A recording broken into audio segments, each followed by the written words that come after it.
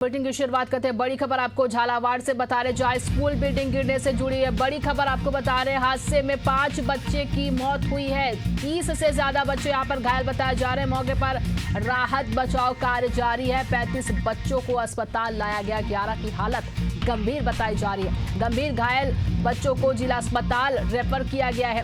पिपलोदी सरकारी स्कूल में ये बड़ा हादसा हुआ है। सुबह सुबह अचानक सरकारी स्कूल जो है वो भरभरा कर गिर गया नीचे, और जिसमें बच्चे भी वहां पर मौजूद थे।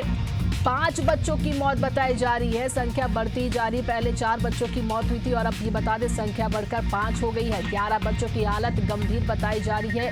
गंभीर हालत में बच्चों को अस्पताल में भर्ती कराया गया है। ज्यादा जानकारी के साथ प्रणय विजय हमारे सहयोगी जुड़ गए हैं। प्रणय, अब क्या स्थिति है वहां की, क्या अपडेट मिल रहा है?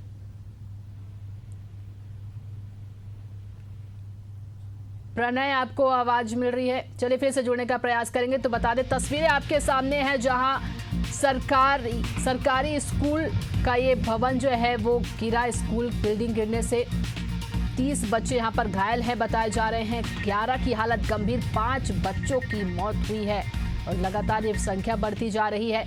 काफी गंभीर ये मुद्दा है। देखिए, हर बार स्कूल शिक्षा विभाग जो है लगातार इस तरह के प्रयास दिखाता है कि वो स्कूलों को बेहतर बनाने का प्रयास करे, लेकिन जब भी इस तरह की घटना सामने आती है तो हकीकत जो है सबके सामने नजर आ जाती है। देखिए, कई बार स्कूल भवन जो है जर्जर है, इसकी शिकायत भी की गई थी, लेकिन इसके बाद भी जब तक ये बड़ा हादसा नहीं हुआ तब तक प्रशासन ने कोई ठोस कार्रवाई नहीं की है।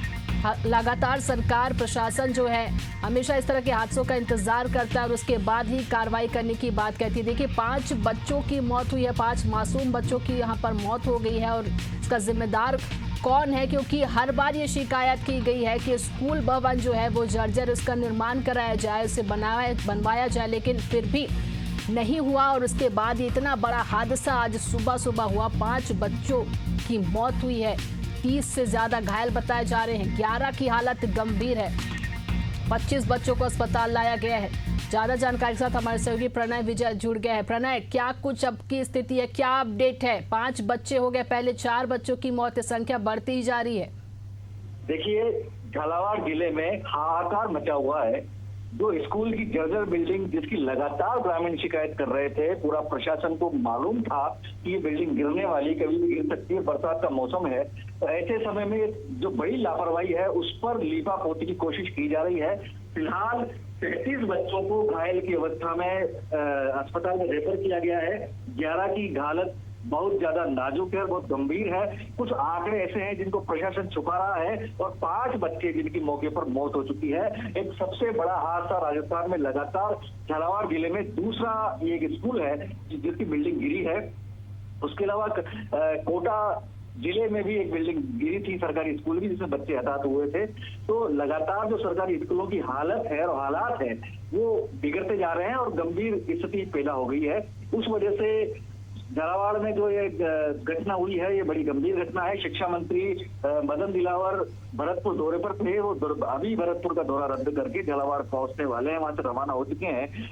प्रशासन पूरी तरीके से मुस्तैद है और लीपापोती की कोशिश कर रहा है। फिलहाल अपडेट इतना ही है, लेकिन बच्चे 5 एक्सपायर हो चुके हैं मौके पर। शिक्षा मंत्री ने 3 बच्चों की सूचना दी थी जो गलत थी। 5 बच्चे मौके पर एक्सपायर हुए हैं। जी प्रणय, इस बीच किसी से बातचीत हो पाई है आपकी प्रशासन को लेकर? शिक्षा विभाग में वहां पर जो स्कूल के प्रिंसिपल है, संचालक है, उनसे किसी से बातचीत हो पाई?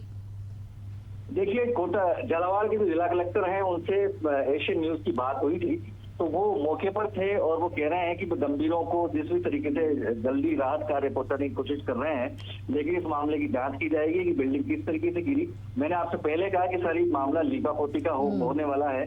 कोई जांच की बात कर रहे हैं शिक्षा मंत्री की, जांच की जाएगी।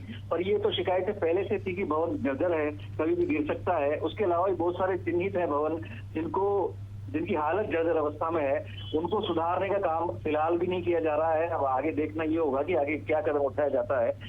जो कोटा संभाग के जर्जर स्कूल हैं उनकी मरम्मत के लिए कुछ किया जाता है या नहीं किया जाता है। जी प्रणय, ये भी आपसे जानना चाहेंगे कि जब ये दीवार, ये स्कूल भवन जो है वो गिरी, तो उस वक्त कितने बच्चे उस स्कूल में मौजूद थे?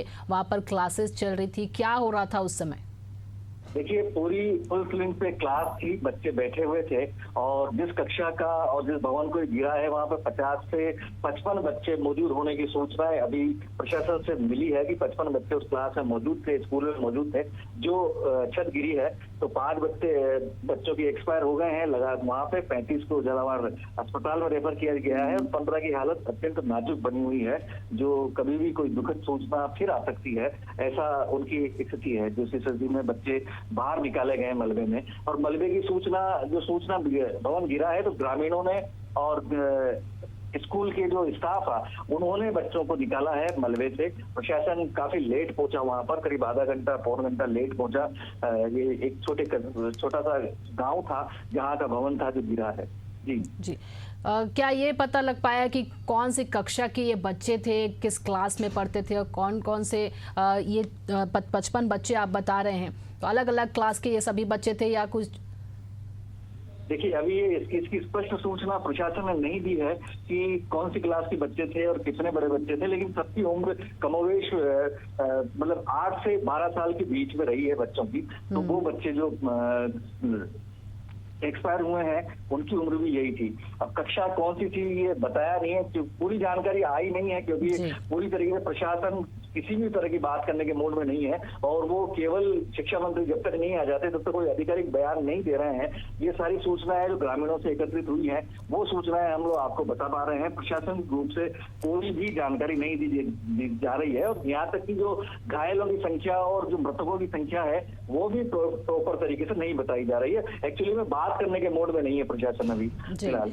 नजर बनाए रखिएगा प्रणय, आपसे और भी जानकारी लेते रहेंगे। तमाम जानकारी साझा करने के लिए आपका बहुत बहुत धन्यवाद। लेकिन फिर एक बार यही सवाल उठता है कि जब पुरानी इमारतें हैं, रखरखाव की कमी है, पहले से प्रशासन को इसकी जानकारी दी गई थी लेकिन उसके बाद भी इसका निर्माण क्यों नहीं कराया गया और इस हादसे का जिम्मेदार आखिर कौन है?